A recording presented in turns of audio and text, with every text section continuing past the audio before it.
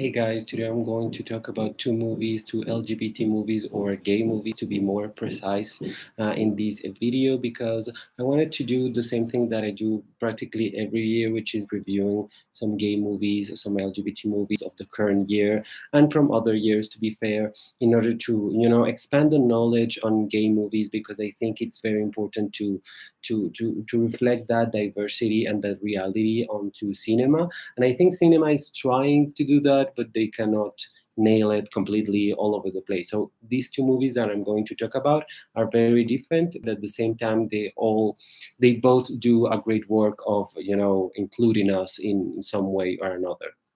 Also, I want to apologize myself for all the noise on the street and very close because it's annoying these days. I mean, it's a lot of noise, but whatever. We're going to talk first about Fire Island, a movie directed by Andrew Ahn, and this director is from the United States. And Fire Island is a place like a resort kind of place which welcomes a lot of gay people during the summer. It's a very popular destination with LGBT people, especially gay men, in the summer. So it's great because everyone, all the businesses, all the hotels, everything really welcomes that crowd, and it's like a very safe space in the United States. Like, for example, Provincetown in Massachusetts. I think it's another gay town, if you will. So that's very cool that that exists somewhere somehow. That this place is very close to New York City.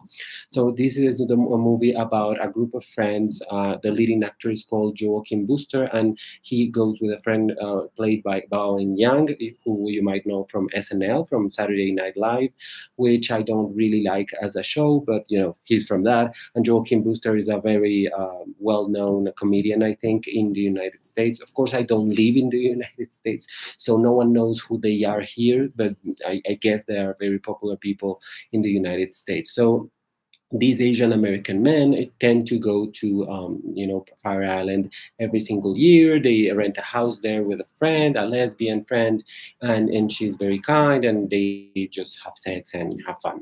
But the one played by Bowen Yang, he's like annoyed, and he doesn't really want to go because he really wants to have a couple. He wants to have a boyfriend, and he wants to have something a little more real because he feels he's getting a little bit too old to be just having sex and no consequences. So, of course, we know where this is going. The guy who wants a boyfriend kind of has like a bad moment, and the other guy tries to help him, but at the same time, he also gets a boyfriend, which, of course, I mean, that's obvious from the first frame of the fucking movie, but that's fine.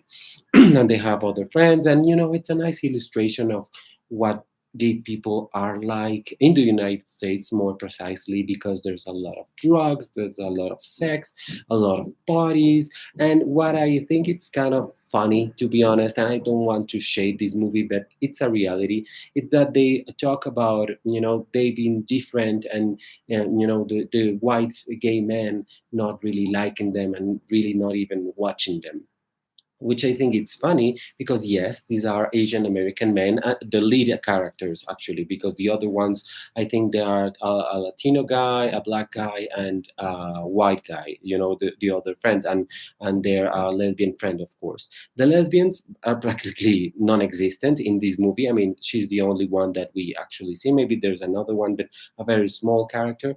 Black men are just like, they're passing by, basically. Latinos passing by. White people, there's a lot of white people, and that's like the main thing, like the opposition between what white gay men live and how other groups as gay men live in society, which is kind of interesting, but it's defeated by the thing that they are saying, oh, we want more diversity here, we are different people. And when you look at the people there, 95% of the people in this movie, and probably in the real Fire Island, are just like very lean, very ripped, great ass, great legs, great everything. I mean, they're gorgeous people. I mean, and the leading character is just perfection. And he complains a little bit too much in the movie. It's like, no one wants me, all these white people. And I'm like, okay, white people are crazy, sure, but you are crazy too because you look perfect. Any fucking guy would want to be with someone like Joaquin Booster. Like, let's get real. I mean, I would have preferred, to be honest, for Bowen Yang to be the lead character and his story to be the main one, or maybe he would be. Like the character played by Joaquin Booster, like not as attractive physically, but somehow he's the one that just fucks a lot, and the other one who is like sexy is the one that's not getting anything but that wants a boyfriend. I would have loved that movie, but we got this, and it's a fun movie, it's a fine movie. If you want to have like 2 hours of fun watching this on Star Plus in some countries and in Hulu in the United States, just go for it. Just watch it, and it's a very fun movie with a lot of sexy guys and a lot of funny moments and dialogue. But again, I think the screenplay should have been you know put on its head basically and change some of the traits of the main characters, because as it is, it doesn't fully work. It's trying to say, oh, we are very inclusive, but it's really not that inclusive. So there's a lot of great things. I mean, I love that this movie exists and it's done by gay people for gay people. It's very gay, it's very LGBT, it has a flag all over it, and I think that's fantastic. But I think we can do better than this, to be honest, and we can do a lot better. And talking about it, doing a lot better, I saw a movie. Actually, the director is from Sweden, but the movie is set in Georgia, in the country of Georgia, which is south of Russia, very close to Turkey, Azerbaijan, and Armenia. And this movie is called "And Then We Danced." The director is called Levan Akin. And I think, well, this movie was the entry of Sweden for the 2019 Academy Award, but it wasn't nominated. And this movie had a lot of problems. And I'm going to talk why, because again, this is set in a little country called Georgia in the Caucasus region.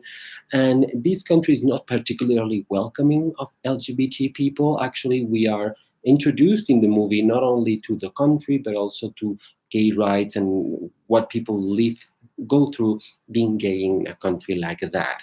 And it's very, very shocking, to be honest, because you cannot say you're gay, first of all. And if you're gay, you're basically told that either you run or you die. So it's very like that. And I mean, technically in Georgia, Georgia has laws that protect gay people, that protect them against discrimination, that protect them against violence.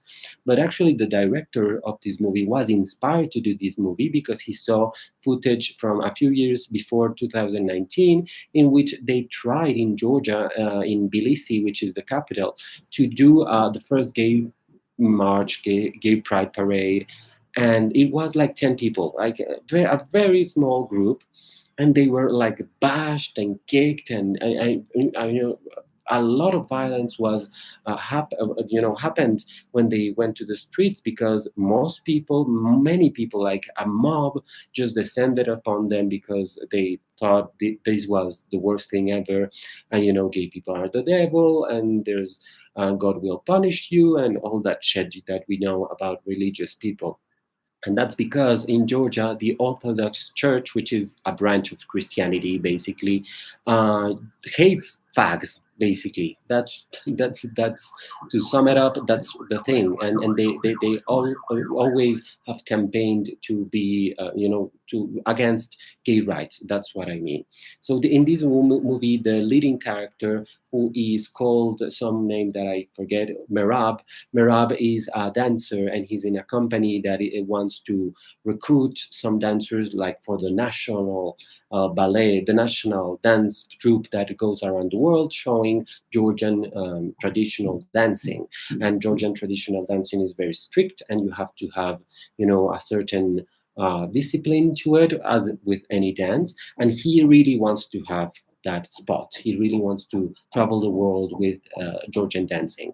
And then another man, another guy, just happens to walk into the troupe, and he's like, oh shit, this guy is going to take my spot. And he's very threatened by this man, until he realizes that he's not really threatened. He's like falling in love a little bit. And yes, this movie has sex.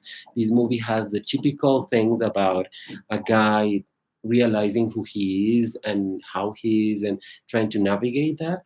But it's set in such a country. It's set in such a specific type of people because this guy is poor. I mean, Merab is not a rich guy. He's very poor. We can see that in his house. We can see that in the ways he struggles to find money to finance himself and his family. I mean, it's a very tough thing. He basically sleeps on like a cot or like a sofa or something. They don't really have beds, and it's a bit shocking to see that because in movies, gay people tend to be middle class or upper class, but they're never poor, like really poor. That's only for documentaries, basically. And in this movie, we see that, and we see some very different things because in this country things are different that in my country and different that in the United States. So I can perceive that people that saw this in European, festivals were like, shit, this is really different than what we go through as gay people in our countries. So it's very interesting to see how Merab cannot talk to anyone about this, but how he just navigates and goes in a spiral at some moment, but he never loses himself. He's never like drugged up, he's never raped, he doesn't have those awful things that always happen in Western movies that is like, oh, just because you're gay you have to suffer. That's of course he suffers, but he suffers in the sense that he falls in love with a guy that won't correspond him. He suffers because he wants to be this great dancer and he realizes in this country I'm never going to be appreciated as the dancer that I want to be and that I am. And there's a beautiful, I'm going to spoil it because it is too beautiful not to say. At the end, towards the end of the movie, there's a beautiful scene with him and his older brother. And he had always thought that his brother was not going to accept him as a gay man.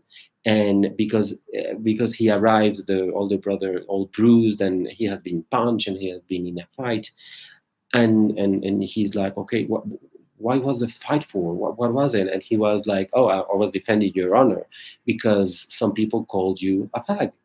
And he's like, oh, he doesn't say anything. And the older brother was like, oh, so I was just fighting, defending something that is actually true. Like, what is up? And he's like, he doesn't say anything. He doesn't say yes, I'm gay. He doesn't really say anything. He's too ashamed. He thinks he's going to punch him too. I mean, something is going to happen. And the brother is like, I love you. You're my little brother. I have always loved you. I mean, we fight and we have different perspectives on life, but I've always known that I'm going to stay in this country, be a fat drunk man, and get old, and that's it. But you are talented. You have this beautiful talent in dancing. My advice for you is just to leave Georgia and never come back and just live your life.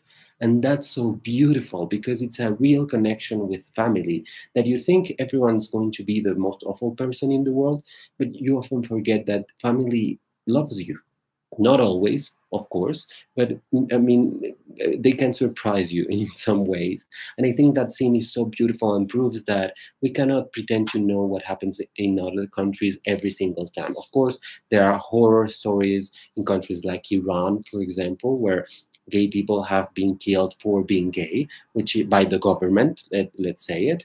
But there are other stories in other places that we don't know. Maybe people had to flee and had to live beautiful lives in other countries, or they lived in countries where there was freedom, but they didn't really feel that freedom until later in their lives or something like that. And I think that's beautiful that this movie shows that from another perspective, another place, another type of person, another type of person in many things, I mean, in many ways, as I said. So this movie was great, and that's. I don't want to say one movie was better than the other, but they are talking about two different groups of people. I mean, yes, they are all gay in these movies, but they are not. I mean, you cannot put the character of Joaquin Booster next to Merab. I mean, there are two completely different people that see the world in a different way, even if they are both gay. And I think that's amazing. And I think that's what we have to have more in media of, like more kinds of gay people. We are not a group. We are not, I mean, they always call us the gay community, but that doesn't mean we are all the same. Our stories are very different from country to country, from, different incomes, from different races, not races, ethnicities, sorry, from different times time periods. I mean, that would be actually very interesting too, to see that what was being gay some years ago, or after, or in the future, or imagine something like that. I think that's why we should aim for. We're doing gay content, and in TV things are going a little bit too much of the same, to be honest, as gay content goes. But I think movies are doing it like very good. So yeah, I recommend these two movies in anyway.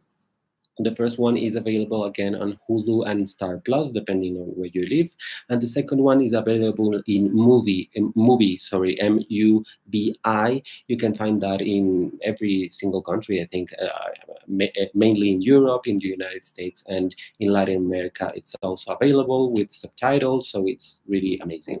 So thank you so much. Sorry for this long ass video, and yeah, just watch these movies and watch all the gay movies, and comment down below whatever gay movies, LGBT movies you like and you have watched recently, and you just adore, basically. Thank you so much for watching. Goodbye.